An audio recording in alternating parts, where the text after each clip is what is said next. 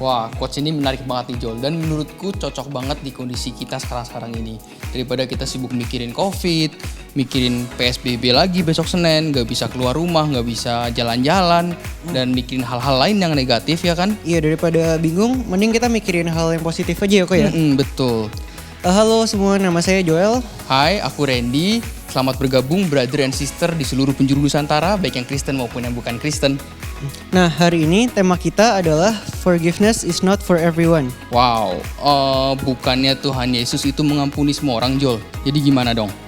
Waduh, aku kurang tahu tuh kok soal itu. Mending kita tunggu papaku aja nanti ya kok ya khotbahnya. Iya sih, betul-betul. Daripada jadi hoax kan, Jol? Iya, daripada kan? salah kita nanti. Iya. Sehabis ini, Bro Jason akan ceritakan lebih lanjut mengenai forgiveness. Tapi sebelumnya, Sierra akan ajak kita nyanyi satu buah lagu dulu, Jol. Iya, oke deh. Enjoy and be blessed. How great is our God? Sing with me, how great is our God? And all will see how great, how great. Water you turn into wine. Open the eyes of the blind. There's no one like you. None like you. Into the darkness you shine. Out of the ashes we rise. There's no one like you. There's none like you. Our God is greater, our God is stronger. God, you are higher than any other. Our God is healer, awesome in power. Our God, you're the name above all names, worthy of all praise. And my heart will sing how great. And if our God is for us, then who could ever stop us? And if our God is with us, then what can stand against? Name above all names, stand against. Worthy of all praise. And my heart will sing how great is our God is greater, our God is stronger. God, you are higher than any other. Our God is healer, awesome in power. Our God, then sings my soul, my Savior God, to thee. How great thou art, how great thou art. Then sings my soul, my Savior God, to thee. How great thou art, how great is our God, awesome in power. Our God, how great thou art.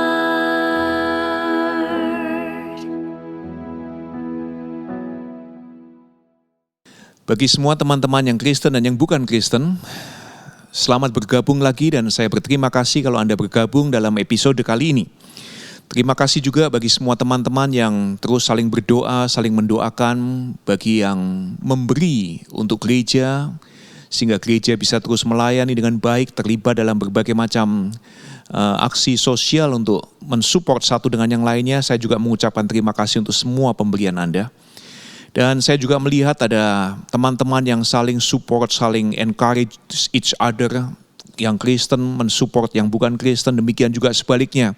Untuk hal tersebut saya sungguh mengapresiasi dan berterima kasih. Dan juga bagi yang melayani di belakang layar, di depan layar, thank you so much untuk semua yang Anda kerjakan.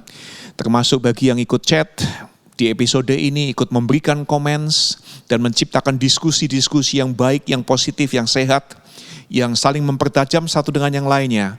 Saya sekali lagi berterima kasih untuk semuanya yang Anda kerjakan. Dan dengan terus mendisiplin diri, menjaga jarak sosial dan rajin mencuci tangan, memakai masker, kita bersama-sama terus berjuang supaya virus ini tidak terus mewabah. Di beberapa kota seperti Jakarta akan di lockdown lagi atau di PSBB lagi. Dan kiranya kita terus bersama-sama membuat suasana sebaik mungkin supaya wabah ini tidak terus-menerus menghantui kita semua dan Tuhan menyertai kita semua pada saat kita berjuang bersama. Nah, di episode kali ini kita akan membahas soal forgiveness as a gift, not as a deal. Pengampunan itu sebagai sebuah hadiah, bukan sebagai sebuah perjanjian timbal balik. Semua orang apapun agamanya setuju bahwa pada saat kita hidup bersama dengan orang lain, maka kita perlu saling mengampuni. Pengampunan adalah salah satu praktek kehidupan yang kita perlu kerjakan supaya kehidupan sosial ini bisa berjalan dengan baik. Kalau Anda Kristen, bahkan kemudian diberi bonus, nggak cukup saling mengampuni, tetapi perlu jangan menyimpan kepahitan. Dan kemudian orang-orang sakit, yang cukup gawat, yang nggak bisa sembuh, yang kena cancer, seringkali oleh orang-orang Kristen dihubung-hubungkan karena menyimpan kepahitan dan tidak mau mengampuni. Dan orang-orang seperti saya biasanya yang suka memakai pengampunan dan kepahitan itu untuk alat jualan supaya dipanggil orang untuk mendoakan, dan kemudian karena kita diminta orang untuk berdoa, kita ini, orang-orang seperti saya ini berlagak seperti Tuhan. Negur orang karena nggak mau mengampuni. Nuduh orang lain yang sakit karena menyimpan kepahitan. Ada seorang yang kena cancer, seorang pendeta datang kepada dia dan tanya, kamu kemungkinan besar karena kamu tidak mengampuni seseorang yang membuat hatimu pahit. Ini sakit ini karena hatimu pahit. Coba ingat-ingat siapa orang yang kamu tidak ampuni sampai hari ini, yang membuat hatimu pahit. Orang yang kena kanker tersebut ingat-ingat dan kemudian menangis. Dia menyebut sebuah nama. Anda tahu siapa nama yang dia sebut? Nama saya. Ya. Dan kemudian saya diminta oleh beberapa teman untuk meminta maaf. Padahal kalau Anda membaca kisah-kisah Tuhan Yesus menyembuhkan orang sakit, gak pernah ada ceritanya sebelum Yesus menyembuhkan orang sakit, dia interview dulu orangnya. Dia minta mereka untuk mengampuni seseorang. Misalnya, pada saat Yesus menyembuhkan wanita yang 12 tahun pendarahan, gak diminta dulu oleh Tuhan Yesus untuk mengampuni orang yang membuat hatinya pahit. Pada saat Tuhan Yesus menyembuhkan orang yang lumpuh 38 tahun, gak pernah dia nanya kepada orang tersebut, kamu pahit kepada siapa? Kamu perlu mengampuni dulu sebelum kuasa kesembuhan itu kamu alami. Jadi, dapat ide dari mana? Kalau Anda sakit, itu karena Anda tidak mau mengampuni. Lagi-lagi orang seperti saya sering memakai pengampunan untuk alat jualan di saat-saat yang gak pas. Di saat-saat yang tidak mengenakkan bagi seseorang. Misalnya di Amerika Serikat, setiap kali ada penembakan massal terjadi, perdebatan tentang pengampunan kemudian muncul di media-media sosial. Dan siapa yang memperdebatkan? Ahli-ahli agama, tokoh-tokoh agama seperti saya.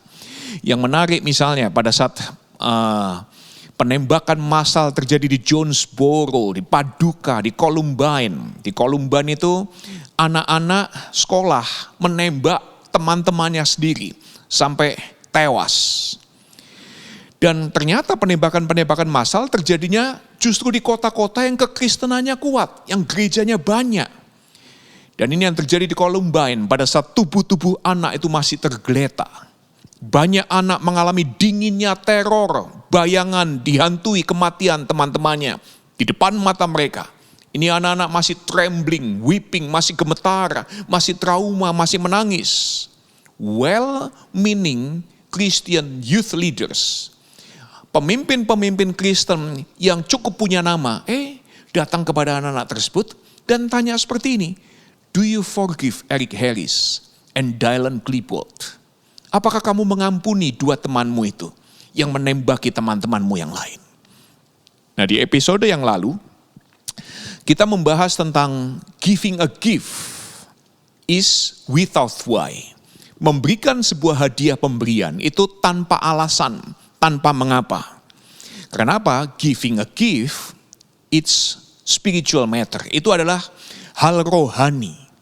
Jadi pemberian itu bukan barter ekonomi. Saya beri 1/10, nanti barter. Tuhan kasih saya 9/10. Itu bukan giving out of love. Itu barter ekonomi. Nah di episode ini, kita akan membahas soal forgiveness is also a gift. Pengampunan itu juga sebuah hadiah pemberian. Pengampunan bukan barter ekonomi, supaya saya hilang kepahitannya, supaya saya disembuhkan, supaya saya lepas dari semua siksaan, sakit hati, maka saya mengampuni. Ini bukan barter ekonomi. Nah di lingkungan agamawi, termasuk Kristen, kita suka memakai gaya bank pada saat membicarakan soal pengampunan. Kalau Anda pinjam uang ke bank, dan kemudian membayar kembali semua pinjaman plus bunga, plus mungkin denda karena terlambat membayar, bank kemudian akan memberikan surat dan catatan dan berkata kepada kita seperti ini, your debt is forgiven. Hutangmu sudah diampuni. Tetapi itu gaya bicara bank. Bank tidak pernah memberikan pemberian hadiah. Kalau sampai bank memberikan hadiah, pemberian, Anda tahu, bank sedang menawarkan sesuatu untuk Anda beli. Dan bank tidak pernah mengampuni apapun. Bank murni bisnis. Dan sangat ketat dalam pembukuan, dalam accounting. Jadi ini yang umum, ini gaya bank yang sering dipakai oleh gereja dan juga orang-orang beragama. Bahwa kalau Anda mau diampuni, maka ada syarat dan kondisi untuk menerima pengampunan. Biasanya standarnya ya, kondisinya atau syaratnya ada 4. Syarat yang pertama adalah ini, Anda akan diampuni kalau Anda menunjukkan penyesalan. Kalau Anda tidak menyesal, Anda tidak diampuni. Itu kondisi pertama. Syarat yang kedua, Anda akan diampuni pada saat Anda setelah menyesal, kemudian Anda bertekad untuk memperbaiki kesalahan. Itu syarat yang kedua. Syarat yang ketiga, Anda akan diampuni kalau kemudian Anda berjanji tidak mengulangi kesalahan atau pelanggaran yang Anda lakukan. Dan syarat yang keempat, Anda akan diampuni kalau kemudian Anda rela bayar penalti, bayar denda. Anda mau bertanggung jawab, maka Anda akan diampuni. Jadi kalau Anda memenuhi 4 syarat kondisi ini, you got forgiveness. Anda akan mendapatkan pengampunan. Itu aturan mainnya. It's the deal. Dan siapa yang menawarkan deal atau perjanjian timbal balik itu? Tokoh-tokoh agama atau orang-orang seperti saya. Tetapi Anda perlu tahu, a deal is not a gift. A deal is a deal. Ya, sebuah perjanjian timbal balik itu bukan sebuah hadiah pemberian. Nah, salib yang Anda lihat di belakang saya ini, bagi Anda semua yang Kristen maupun yang bukan Kristen, salib adalah simbol agama. Simbol agama Kristen. Tetapi tahukah Anda bahwa salib sebetulnya bukan simbol agama, salib adalah simbol duniawi. Ini simbol yang paling hina, menjijikkan, rendah, sadis. Ini simbol paling duniawi tentang forgiveness.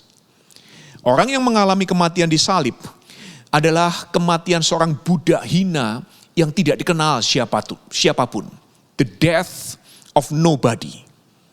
Bahkan 300 tahun pertama setelah Yesus disalib, kalau hari ini mungkin Anda membuat salib jadi perhiasan, salib itu ditaruh di tempat-tempat khusus untuk orang-orang tertentu, yang agamanya Kristen terutama.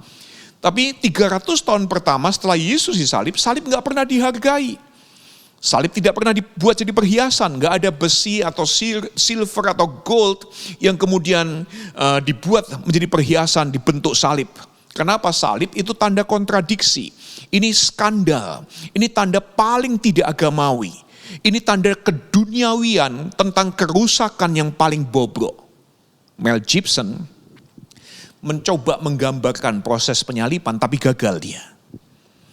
Dia hanya bisa menggambarkan sadisnya cambukan bisa menggambarkan dengan teknik edit video tentang tubuh yang hancur, darah yang muncrat. Tapi Mel Gibson tidak berhasil menunjukkan betapa menjijikkannya proses penyalipan. Bau kencing, bau kotoran manusia dari orang yang disiksa, yang disalib, yang tidak lagi bisa mengontrol, mengendalikan bagaimana organ-organ tubuhnya beroperasi. Begitu kesakitannya sampai dia terkencing-kencing dan membuang kotoran sepanjang jalan. Bau itu nggak bisa digambarkan lewat video. Suara kesakitan, jeritan, suara yang serak, campur muntah darah, gak bisa digambarkan lewat video tersebut. Thomas Cahill dalam bukunya, dalam buku kecilnya tentang Yesus, judulnya Desire of the Everlasting Hills.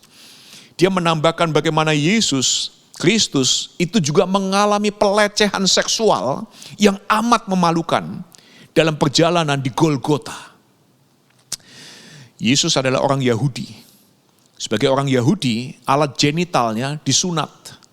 Dan dalam proses penyalipan dia ditelanjangi dan alat genitalnya sebagai orang Yahudi yang disunat itu dipermainkan oleh tentara-tentara Roma yang tidak bersunat. Ditonton oleh semua orang sepanjang jalan menuju Golgota.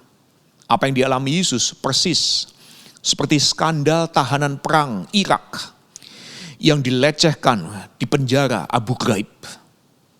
Kalau Anda pernah menonton tayangannya, jadi skandal di dunia sampai orang-orang yang melakukannya itu kemudian harus menghadapi pengadilan. Jadi salib adalah simbol hina, simbol non-religious, simbol yang duniawi.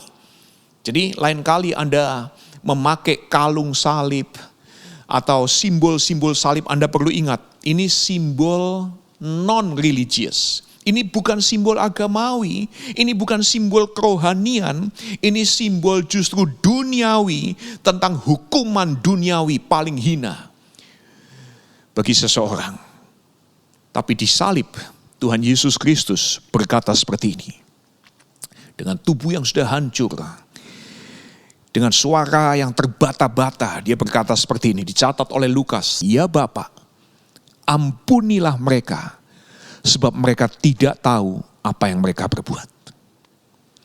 Ampunilah mereka, sebab mereka tidak tahu apa yang mereka berbuat. Siapa mereka yang di Yesus maksud? Ayat 35 disebutkan, orang banyak berdiri dan melihat semuanya. Menonton semuanya.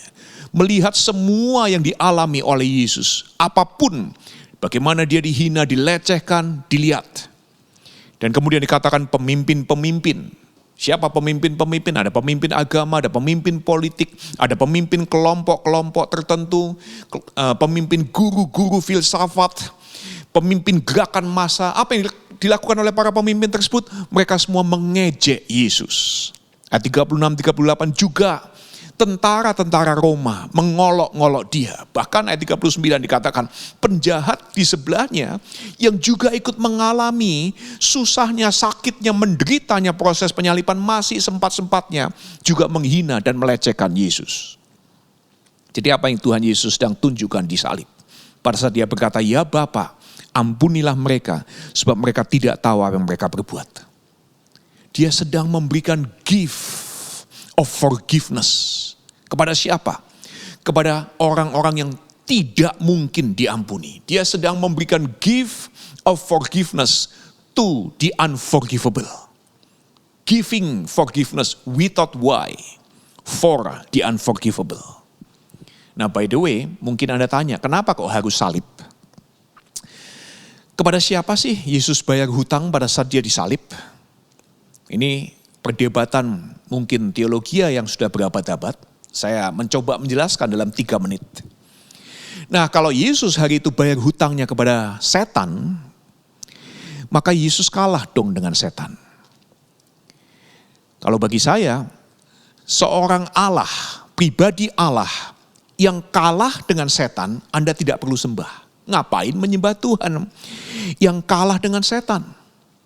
Berarti kemungkinan yang kedua, hari itu Yesus membayar hutang dosa kepada Allah Bapa.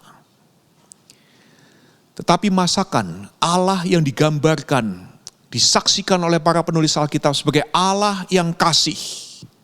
Masa Allah yang kasih menuntut penumpahan darah, anaknya bahkan, agar kita semua bisa diampuni. Jadi kemungkinan dua-duanya enggak tuh. Jadi jawaban singkatnya, Yesus membayar hutang dosa bukan kepada setan, juga bukan kepada Allah Bapa. Dia membayar hutang dosa, tuntutan hutang dosa kepada ini, kuasa dosa itu sendiri, kepada power of sin.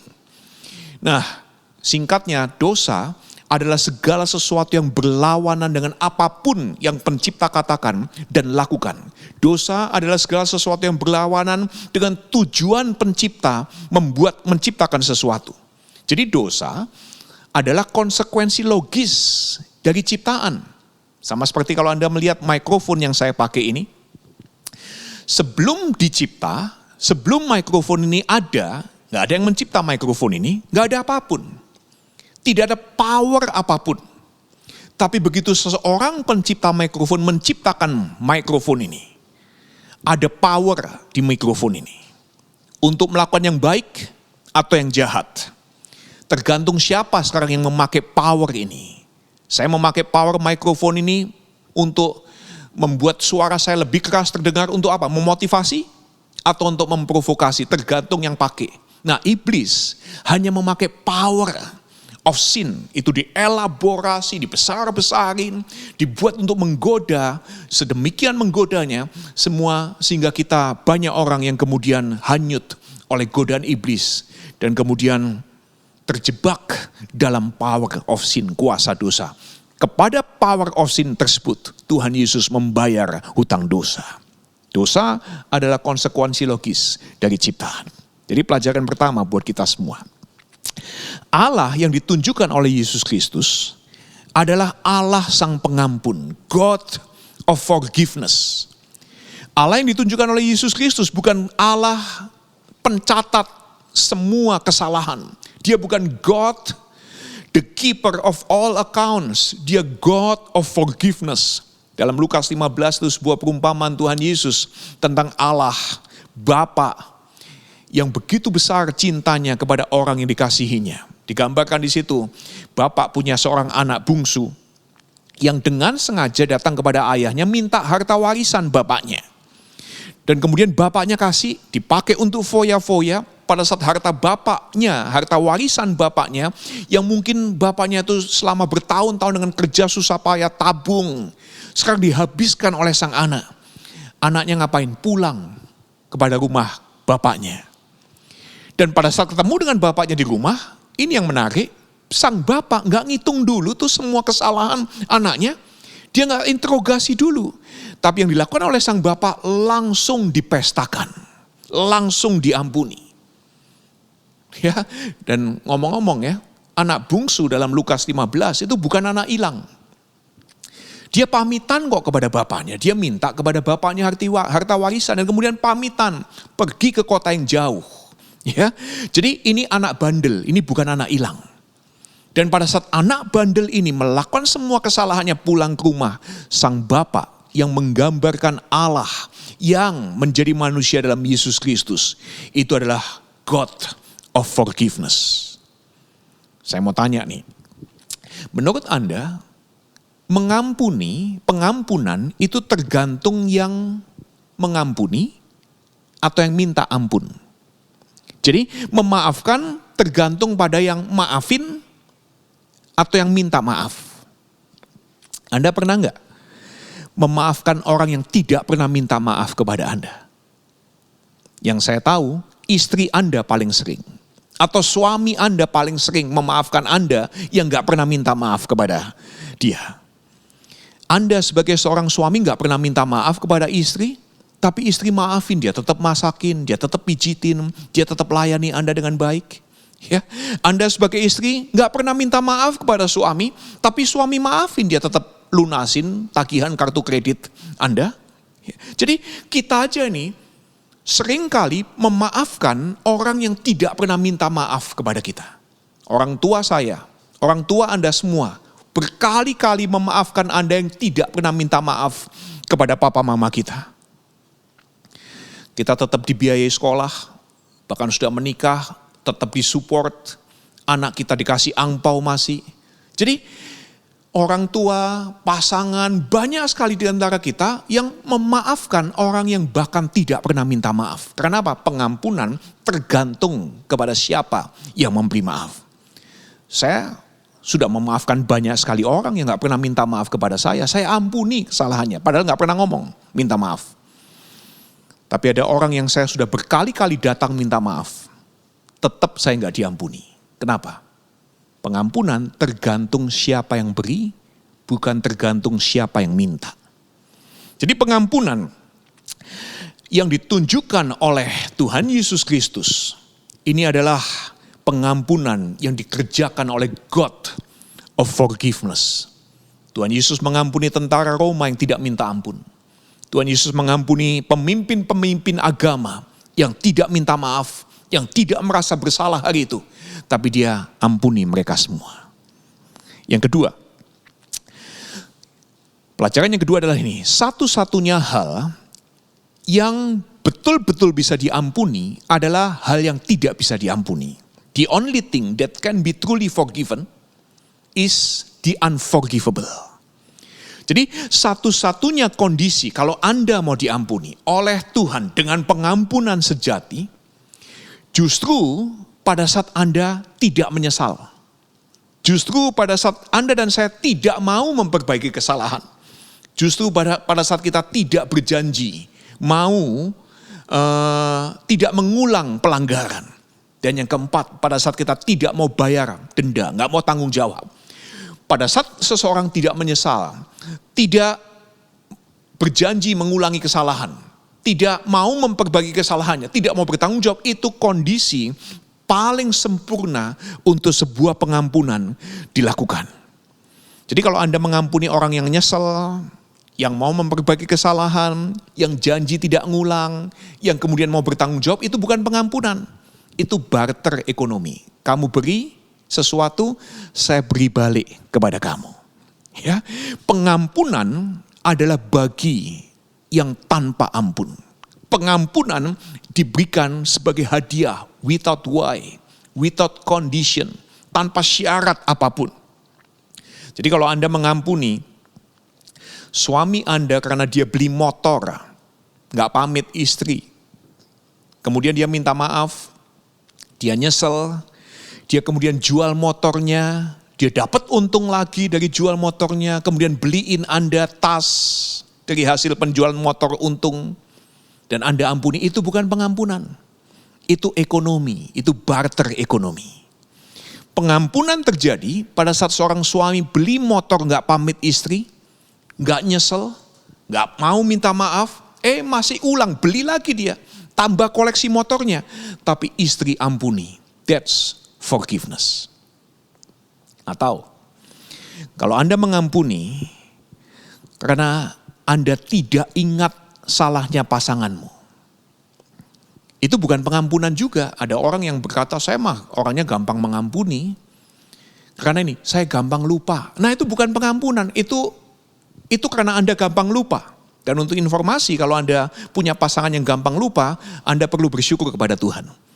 Kalau pasanganmu itu gampang lupa, kehidupan keluarga Anda akan cukup harmonis, karena dia gak suka ngungkit-ngungkit masa lalu, gak suka ngungkit-ngungkit kesalahanmu. Jadi Anda perlu bersyukur kepada Tuhan untuk hal tersebut, dan belikan dia ayam geprek bensu sebagai hadiah karena dia tidak pernah mengingat-ingat kesalahan Anda di masa yang lalu. Tapi pengampunan sekali lagi hanya terjadi pada saat seseorang melakukan kesalahan tanpa ampun dan kemudian dia diberikan pengampunan. Why? Because forgiveness is a gift, bukan sebuah deal ekonomi, barter ekonomi. Yang ketiga, bukan orang yang terhilang yang sadar dirinya orang berdosa. Tapi ini, orang yang diampuni dan diselamatkan yang kemudian bisa ngerti dan sadar bahwa dirinya orang berdosa.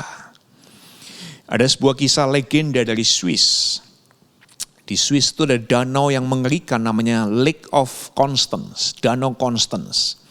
Beberapa film horor tentang Frankenstein atau film horor dibuat di sekitar Danau Constance di Swiss. Nah, ini sebuah kisah legenda tentang danau tersebut. Pada suatu hari di malam yang gelap, di musim salju, musim dingin, seorang pria itu malam-malam pulang dari kerjaan harus menembus hutan dan kemudian menyeberangi Danau Constance, Lake of Constance, yang hari-hari itu frozen, membeku. Jadi danau ini dalam, menakutkan, mematikan, tapi hari-hari itu membeku. Dan pria ini tanpa sadar di kegelapan malam, dia berjalan pulang dan dia jalan melewati atas permukaan Danau Constance, air Danau Constance yang membeku. Sampai di ujung, dia ketemu dengan seseorang, kemudian dia dikasih tahu, hey, you just cross the frozen lake of Constance. Kamu ini baru berjam-jam menyeberangi Danau Constance yang membeku. Pria ini begitu diberitahu bahwa dia baru jalan di atas Danau Constance yang membeku. Dia syok bukan main. Dia begitu ketakutan. Dia begitu tergoncang. Gak bisa bicara selama beberapa hari. Kenapa? Dia baru sadar. Aku baru lolos dari bahaya, dari maut, dari ancaman yang begitu mematikan tanpa aku sadari sedikit pun. Nah, saya mau beritahu kita semua bahwa kalau Anda pernah mengalami pengampunan dari Tuhan Yesus Kristus, itu yang kita semua alami. Dan itu ungkapan Rasul Paulus pada saat dia berkata seperti ini dalam Efesus 2 ayat yang ke-8. For by grace you have been forgiven. You have been saved through faith. And this is not your own doing, it is the gift of God. Karena anugerah engkau diselamatkan, engkau diampuni. Melalui iman itu bukan karena usahamu, kamu bahkan gak sadar. Kamu dengan naif, tidak tahu, tidak sadar melewati danau yang mematikan tersebut. Ini karena perbuatan Allah, pengampunan Allah diberikan kepada orang-orang yang naif, yang bodoh, yang gak sadar, yang unforgivable. It is the gift of God. Dan justru Anda dan saya, pada saat Anda dan saya sudah diampuni, sudah dikasihi, sudah diselamatkan, baru bisa ngerti betapa berdosanya diri saya, betapa bodohnya saya, betapa tidak tahunya saya akan bahaya dalam kehidupan ini. Dan God of forgiveness mengampuni kita-kita yang unforgivable, yang naif, yang arogan, yang bebal, yang bahkan tidak sadar kalau kita dekat sekali dengan bahaya maut. Jadi pengampunan itu adalah sebuah pemberian tanpa mengapa. It is a gift, not a deal. Nah, saya tahu jika demikian maka tidak semua orang siap memberikan pengampunan. Kita suka menerima pengampunan, tapi kita tidak siap memberikan pengampunan kalau pengampunan itu kita perlu berikan as a gift, bukan sebagai barter ekonomi. Jadi saya tahu kesulitannya. Jadi apa yang kita bisa kerjakan? Ini beberapa aplikasi. Yang pertama, bagi kita yang masih kesulitan untuk mengampuni dan kepingin membalas dendam, saya kasih tipsnya.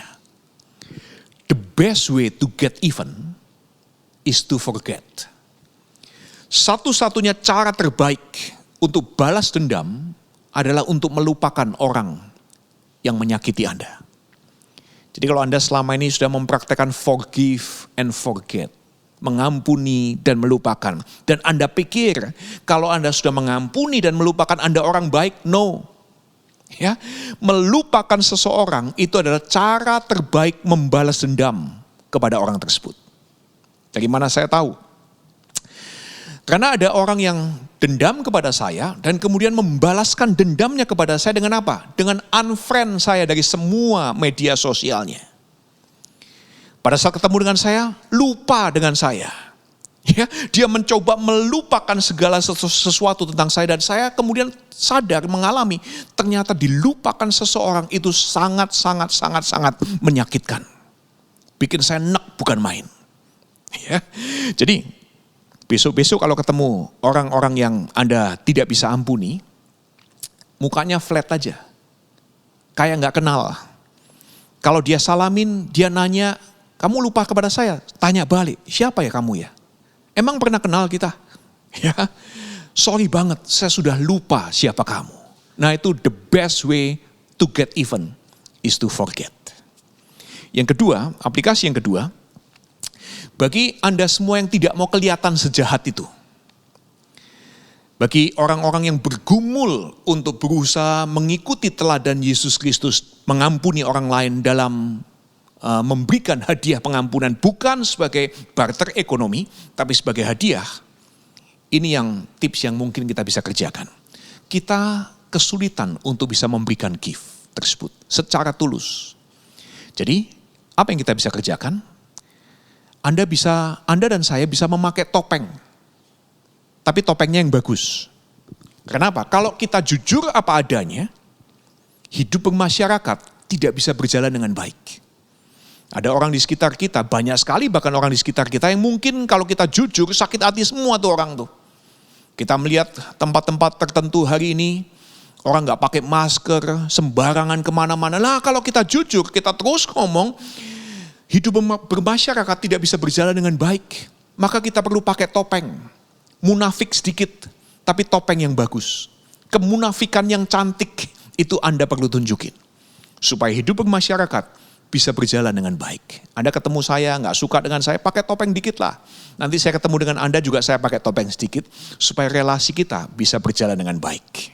Nah sekarang bagi yang Kristen, kalau Anda dan saya mengaku pengikut Yesus Kristus, maka Anda dan saya sedang merepresentasikan Allah, God of forgiveness, yang forgive the unforgivable.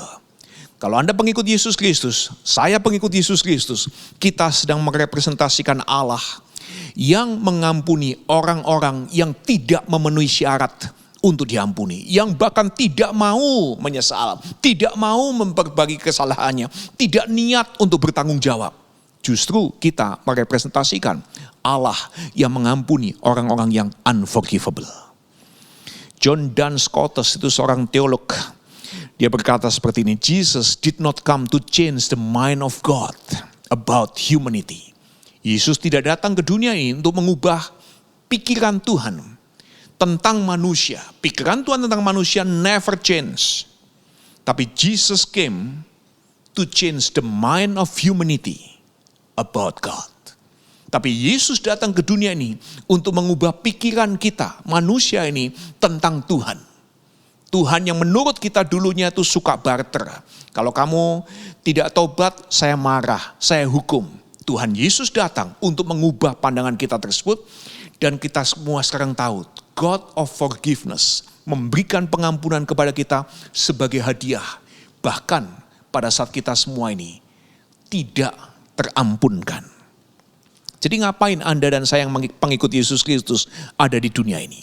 Ngapain gereja ada di tengah wabah seperti ini? Bukan untuk mengubah the mind of God, but to change the mind of our friends. The mind of our unchurched friends, non-Christian friends about God. Jadi Anda dan saya tidak bisa membuat orang sadar bahwa dirinya itu perlu pertolongan. Dirinya perlu diampuni, perlu diselamatkan. Pada saat kita terus memakai kata-kata, oh kamu orang terhilang, kamu orang berdosa. Kita perlu merepresentasikan Allah yang mengampuni orang-orang yang tidak terampunkan.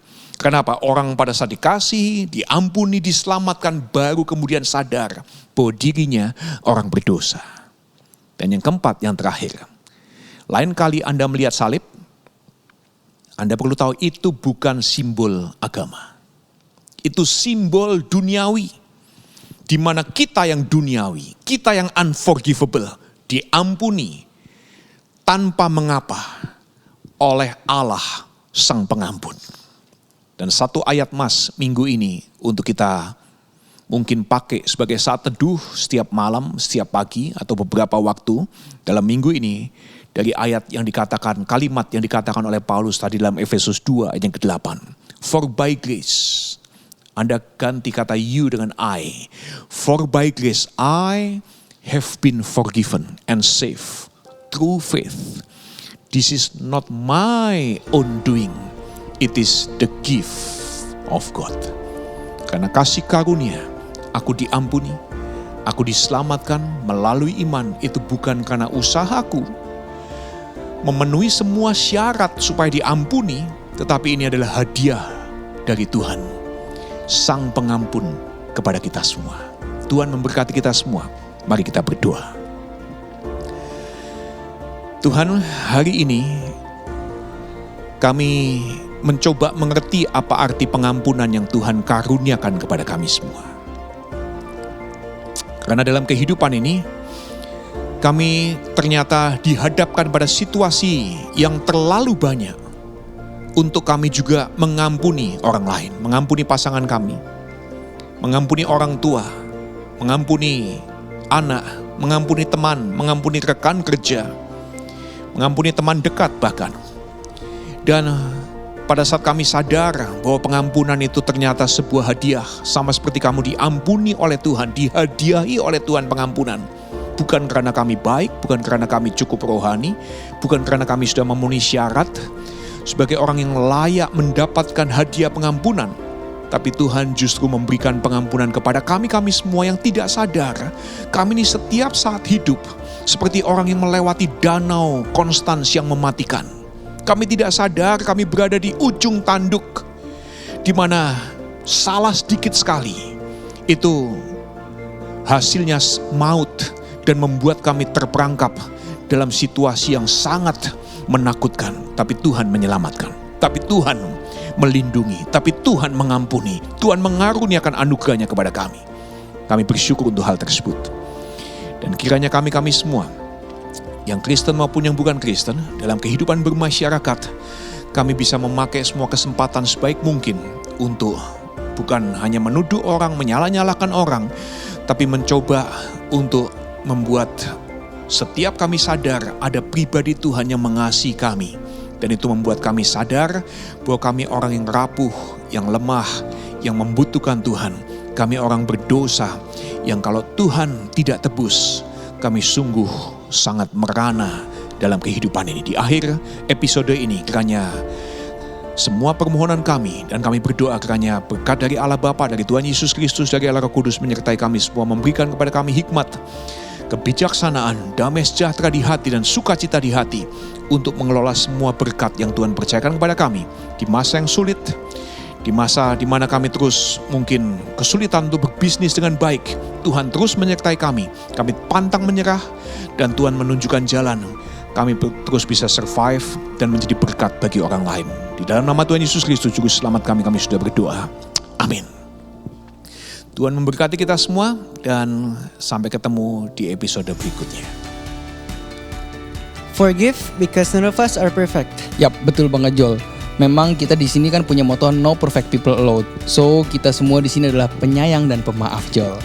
Terima kasih bagi teman-teman semua yang sudah menonton acara ini sampai sekarang. Betul banget, thank you juga teman-teman semua yang terus support komunitas ini melalui persembahan-persembahan yang sudah masuk. Thank you so much juga buat rekan-rekan yang tidur lebih malam dari kita Joel, yang siang malam kerja supaya acara ini berjalan dengan lancar. Thank you so much guys. So stay healthy and stay happy and God bless you all. God bless you all. How great is our God. Sing with me, how great is our God. And all will see how great, how great.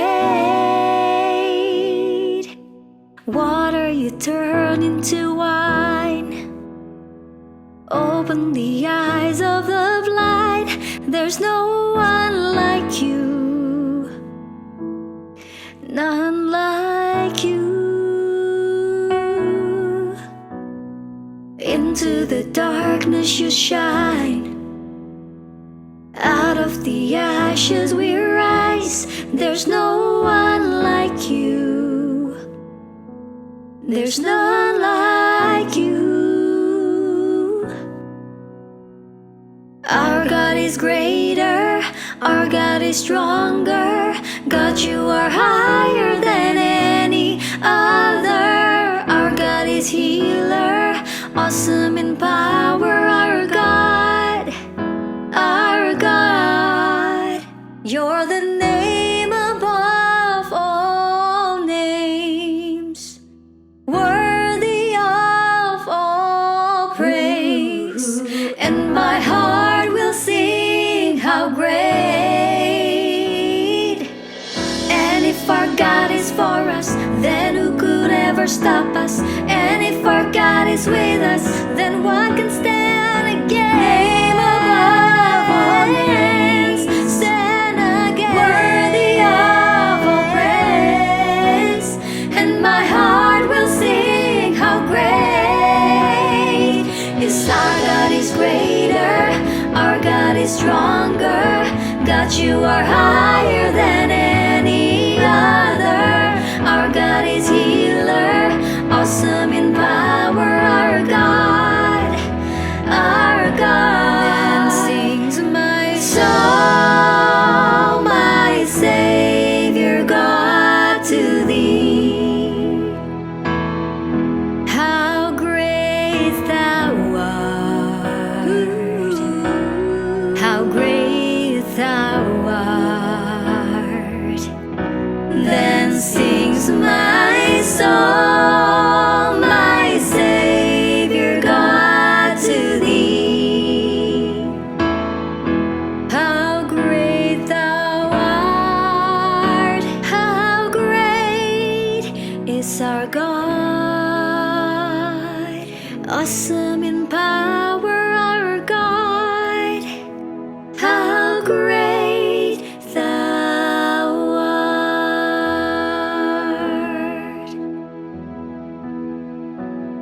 How great is our God. Sing with me, how great is our God.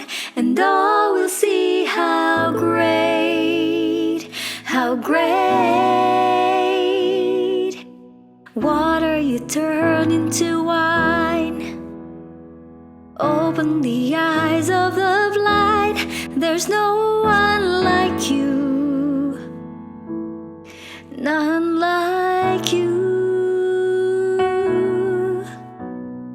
Into the darkness you shine, out of the ashes we rise. There's no one like you, there's none like you. Our God is greater, our God is stronger. God, you are higher than any other. Our God is healer, awesome in power. Our God, our God. You're the name above all names, worthy of all praise. And my heart will sing how great. And if our God is for us, then who could ever stop us? And if our God is with us, then what can stand against? Name above all names, stand against. Worthy of all praise, and my heart will sing how great is our God. Is greater, our God is stronger. God, you are higher than any other. Our God is healer, awesome in power. Our God, our God. Then sings my soul, my Savior God, to thee. How great thou art, how great thou art. Then sings my soul, my Savior God, to thee. How great thou art, how great is our God, awesome in power. Our God, how great thou art.